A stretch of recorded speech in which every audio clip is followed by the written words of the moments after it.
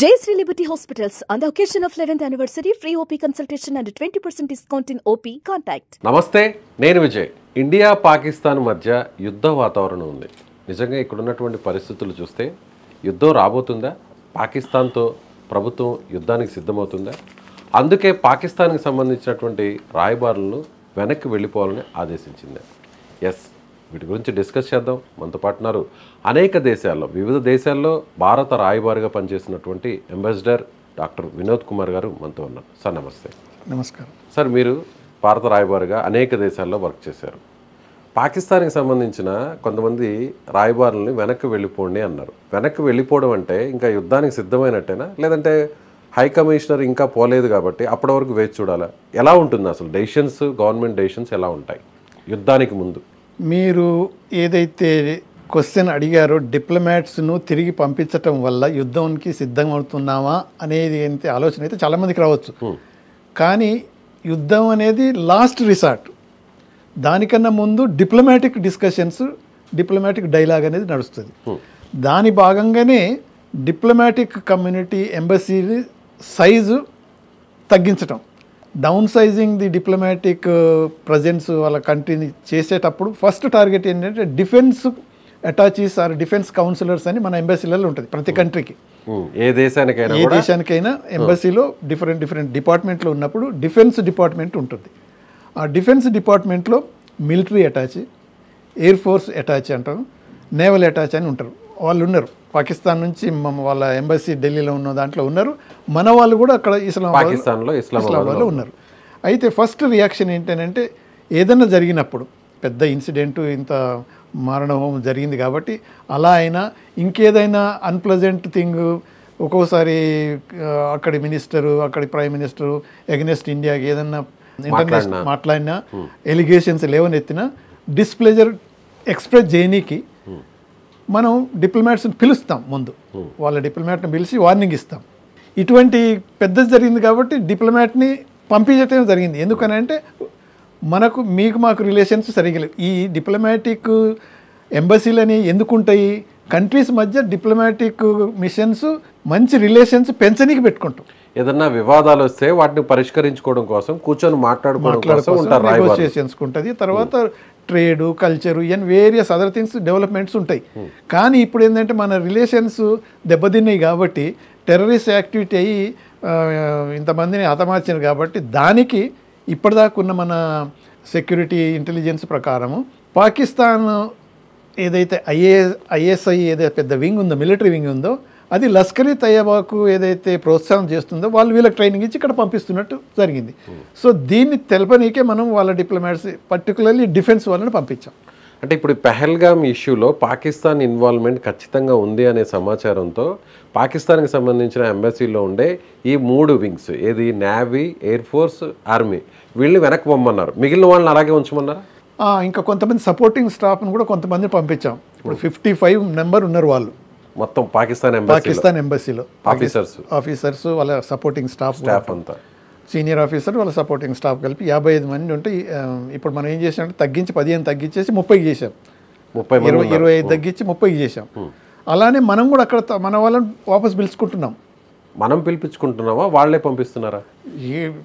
నేచురల్గా వాళ్ళు అనౌన్స్ చేస్తారు, మీరు వెళ్ళిపోండి అని. అది ఆ స్టేజ్కి రాకముందే మనమే చెప్పాం, మీరు ఇక్కడ ఉండాల్సిన అవసరం లేదు.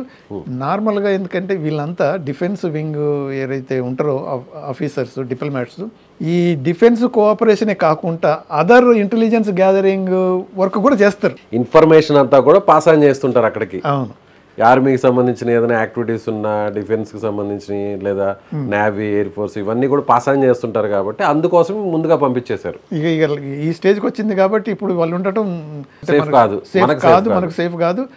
ఎందుకైనా మంచిదని వెంటనే మనకు బోల్డని న్యూస్ పేపర్లోనే వార్తలు వచ్చి ఉంటాయి కదా, ఈ స్పైయింగ్ చేశారు వీళ్ళు, కొంతమంది వీళ్ళు పట్టుబడ్డారంటే వీళ్ళు డబ్బు పెడతారు, వీళ్ళకు సపరేట్ మనీ వస్తుంటుంది. దాన్ని ఉపయోగించుకొని ఇటువంటి ఇంటెలిజెన్స్ స్పైయింగ్ యాక్టివిటీస్ అని మొదలు పెడతారు. ఓహో, అలా కూడా చేస్తారా? ఎంబసీలో ఉండేవాళ్ళు పార్ట్ ఆఫ్ ద జాబ్ ఉంటుంది. ఇంకా మనం ఇప్పుడు ఉన్నది మనం రా ఆఫీసర్స్ ఉన్నారనుకోండి, వాళ్ళు కూడా ఇటువంటి పని చేస్తారు. వేరే దేశాల్లో, మన దేశ అవసరానికి ఇంటెలిజెన్స్ గ్యాదరింగ్ చేస్తారు. అక్కడ కూడా స్పై యాక్టివిటీస్ నడుస్తుంటాయి. పాకిస్తాన్లో కూడా నడుస్తుంది. చాలా వరకు అయితే ఈ రా ఆఫీసర్లు వెంటబడుతుంటారు అక్కడ వాళ్ళు. ఇప్పుడు మన వాళ్ళు కూడా ఇలా చేస్తుంటారు. అది కామన్, అంటే మామూలుగా జరిగేది అది. సో వీళ్ళను ఎంబసీ సైజును తగ్గించటం ఫస్ట్ స్టెప్గా పెట్టాం. తర్వాత ఇంటర్నేషనల్ కమ్యూనిటీని మనం అలర్ట్ చేయటం అనేది, ఇన్ఫార్మ్ చేయటం అనేది జరిగింది. మినిస్ట్రీ ఆఫ్ ఎక్స్టర్నల్ అఫేర్స్ దాంట్లో అంబాసిడర్స్ సెలెక్టెడ్ కంట్రీస్ అంటే America, Russia, China, Germany, Japan, Australia వీళ్ళందరినీ పిలిచి ఇన్సిడెంట్ గురించి ఎక్స్ప్లెయిన్ చేసి, ఏదైతే టెర్రరిస్ట్ యాక్టివిటీస్ నడుస్తున్నదో పాకిస్తాను హ్యాండ్ ఉన్నది సపోర్టింగ్, అందుకనే పాకిస్తాన్ను మనం టెర్రరిస్ట్ ఎపి సెంటర్గా గుర్తిస్తున్నాము, అందరికీ తెలిసిందే. అందుకని మీరంతా పాకిస్తాన్కు హెల్ప్ చేయకూడదు, పాకిస్తాన్ను కండెమ్ చేయాలనేది అయితే వాళ్ళంతా అగ్రి అయినారు. కాకపోతే చేశారు, ఒప్పుకున్నారు. ఏ కంట్రీ సార్ ఇప్పుడు మనం మాట్లాడింది? అమెరికా, రష్యా, అఫ్కోర్స్ చైనా ముందు కండెమ్ చేస్తామని స్టేట్మెంట్ ఇచ్చి మళ్ళీ ఈ రోజు చూస్తే మాత్రం పాకిస్తాన్ ఆయన డిఫెన్స్ మినిస్టర్ తోటి లేకపోతే ఫారెన్ మినిస్టర్ మాట్లాడటం, లేలే మీకు పాకిస్తాన్ అంటుంది కదా అన్బయాస్డ్ న్యూట్రల్ ఇన్వెస్టిగేషన్ చేయమంటుంది, అది మేము సపోర్ట్ చేస్తాం. ఇక పాకిస్తాన్ ఈ స్టేజ్కి వచ్చి మన ఇండియాను ఎదుర్కొంటాము, యుద్ధానికి సిద్ధంగా ఉన్నాం అనే మాటలు అనేది పాకిస్తాన్ సొంత బుర్రలో నుంచి నోట్లో నుంచి రావట్లేదు, అంతా చైనాతోటి.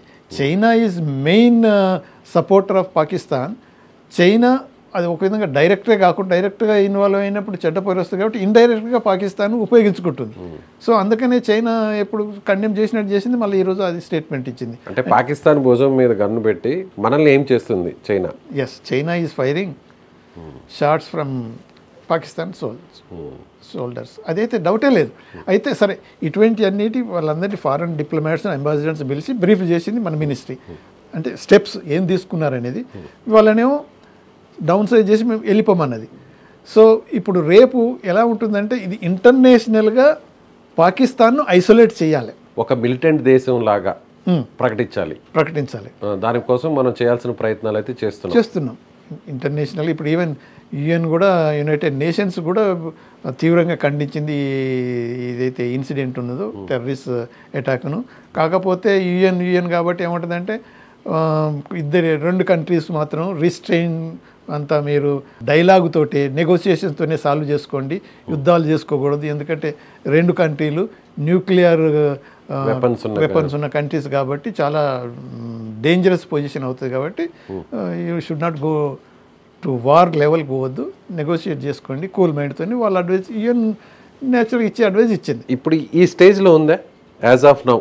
వివిధ దేశాలు మీరన్నట్టుగా యుఎన్ మాట్లాడి మధ్యవర్తిత్వం చేసి పాకిస్తాన్కి మనకి మధ్య సో కాస్త ఇష్యూని క్లోజ్ చేసే అవకాశం ఉందంటారా ఇప్పుడున్న సిచ్యువేషన్?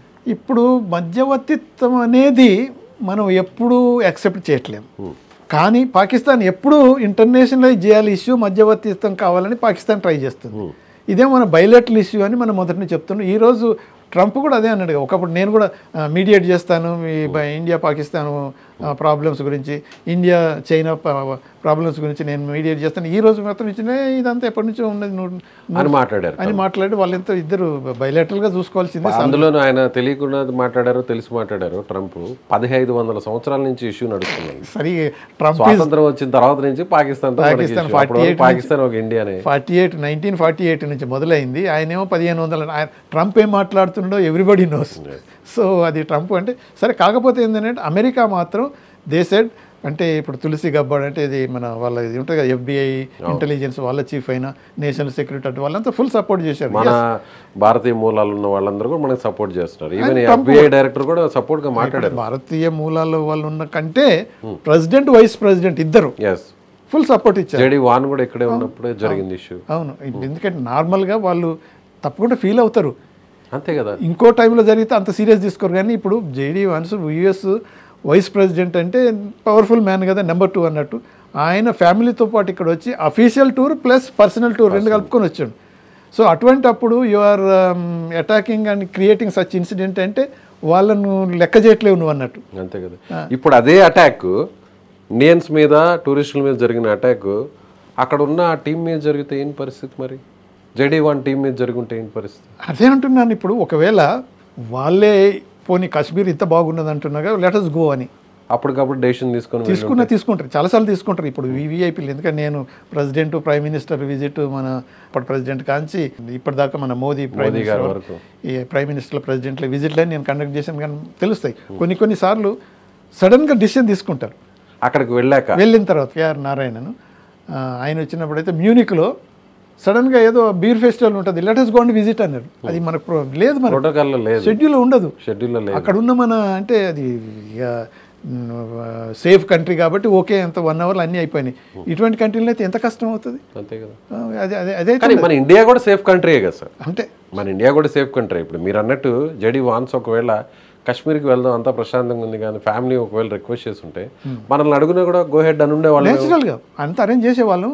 ఏదైనా ఇన్సిడెంట్ పక్కకే జరిగింది అనుకోండి, ఆయన కాకపోయినా అటు పక్కకు జరిగినా పరుగు పోయినట్టే కదా. ఇప్పుడు తాజ్మహల్ ఉన్నా, లేకపోతే ఇక్కడ రాజస్థాన్లో ఆ మహల్లో ఉన్నా, అక్కడ జరిగిందంటే ఇండియాలోనే జరిగింది. ఇండియా టూర్లో ఉన్నప్పుడు జరిగినప్పుడు వాళ్ళు సీరియస్గా తీసుకుంటారు. అందుకని రియాక్ట్ చేశారు కదా, కండెమ్ చేశారు సీరియస్గా. ఇండియా ఏ స్టెప్ తీసుకున్నా we support them to eradicate terrorism. Of course to eradicate Pakistan అని ఎవరు అన్నారు, but to eradicate terrorism India A step తీసుకుని మేము సపోర్ట్ చేస్తామన్నారు.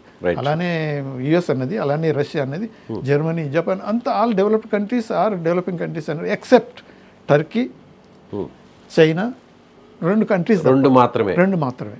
మిగతా అందరూ మాత్రం సపోర్ట్ చేశారు. కాకపోతే ఇరాన్ ఏమన్నదంటే మేము మీడియేట్ చేస్తాము, మధ్యవర్తిత్వం చేస్తాము, కూల్ మైండెడ్ తోటి వార్కు పోకుండా డిఫరెన్సెస్ డైలాగ్ ద్వారా మీరు సాల్వ్ చేసుకునేటట్టు మేము మధ్యవర్తిత్వం చేస్తామని ఇరాన్ అన్నది. కానీ ఇరాన్కు మళ్ళీ పాకిస్తాన్కు మరీ క్లోజ్నెస్ ఏం లేదు. ఇరాన్ వాళ్ళు పాకిస్తానీస్ని చంపేశారు, తర్వాత దాడి చేశారు యుద్ధ విమానాలతోటి, అది ఉన్నది. బట్ ఎనీవే, మనకు ఈరోజు టెర్రరిస్ట్ యాక్టివిటీకి సంబంధించిన వరకు ఈ 2 కంట్రీలు తప్ప ప్రపంచం అంతా కండెమ్ చేసింది. ప్రపంచం అంతా ఇండియా ఏ స్టెప్ తీసుకున్నా మేము ఇండియాను సపోర్ట్ చేస్తాం. టెర్రరిజం ఏ రూపంలో ఏది జరిగినా యాక్సెప్టబుల్ కాదు. టెర్రరిజాన్ని ఎలిమినేట్ చేయడానికి మీరు ఏమైనా చర్యలు తీసుకోండి అని అన్నారు. సో ఇప్పుడు మనం ఏంటంటే సీరియస్గా ఆలోచించాల్సి వస్తుంది. ఇంతకుముందు బాలాకోట్ అటాక్ చేసాం, తర్వాత ఆ యూరి అయిన తర్వాత అక్కడ కూడా దాన్ని పుల్వామా మీద చేసాం. ఇటువంటి చేసినంత మాత్రాన మనకు పర్మనెంట్ సొల్యూషన్ రావట్లేదు. సో ఈసారి ఏదో మళ్ళీ పోయి ఒక 2 బాంబులు వేసి వచ్చేస్తే కాదు. సో అందుకనే ఈసారి కొద్దిగా సీరియస్గానే ఆలోచిస్తుంది గవర్నమెంట్ ఆఫ్ ఇండియా. ఇంటర్నేషనల్ కమ్యూనిటీలో పాకిస్తాన్ను ఐసోలేట్ చేయటం, ఏకాకి చేయటం, తర్వాత ఎకనామికల్గా పాకిస్తాన్కు ఎంత డ్యామేజ్ చేయాలో అంత చేయటం. సింధు జలాల ఒప్పందం ఇదేమో ఇది మన చేతులు ఉన్నది. బయట కూడా వాళ్ళ సపోర్టర్స్, వాళ్ళకి ఫైనాన్స్ చేసేటోళ్ళు సౌదీ. మన ప్రైమ్ మినిస్టర్ సౌదీలో ఉన్నప్పుడే జరిగింది. మధ్యలో స్కెడ్యూల్ క్యాన్సిల్ చేసుకుని ఇప్పటిదాకా మన ఏ ప్రైమ్ మినిస్టర్ విజిట్ల మధ్యన బ్రేక్ చేసుకొని రాలేదు. ఇది సౌదీకి కూడా ఒక రకంగా అవమానకరమే నేచురల్గా. అందుకని సౌదీ ఆల్సో నాట్ హ్యాపీ. ఇప్పుడు వాళ్ళు ఫైనాన్స్ చేస్తున్నారు, వీళ్ళకు అప్పులు ఇస్తున్నారు. వాళ్ళని కూడా కన్విన్స్ చేయటం అంటే మీరు ఇచ్చే అప్పు అంతా వీళ్ళు టెర్రరిజానికి పోస్తున్నారు, కంట్రీ డెవలప్ కావట్లేదు, అడక్క తింటుంది, కానీ టెర్రరిస్టులు మాత్రం పెంచి పోషిస్తున్నారు, మీరు ఇవ్వద్దు అనేది వాళ్ళకు చెప్పడం జరుగుతుంది. ఫ్లైట్ మన prime minister of India flight వెళ్తుంటే వాళ్ళు పైలట్స్ లాగా జెట్ ఫైటర్స్ వచ్చాయి. సౌదీ అంత రెస్పెక్ట్ ఇచ్చారు మనకి, కానీ ఇక్కడ పాకిస్తాన్ చూస్తే మాత్రం ఈ విధంగా ట్రీట్ చేస్తుంది. Right sir, thank you so much.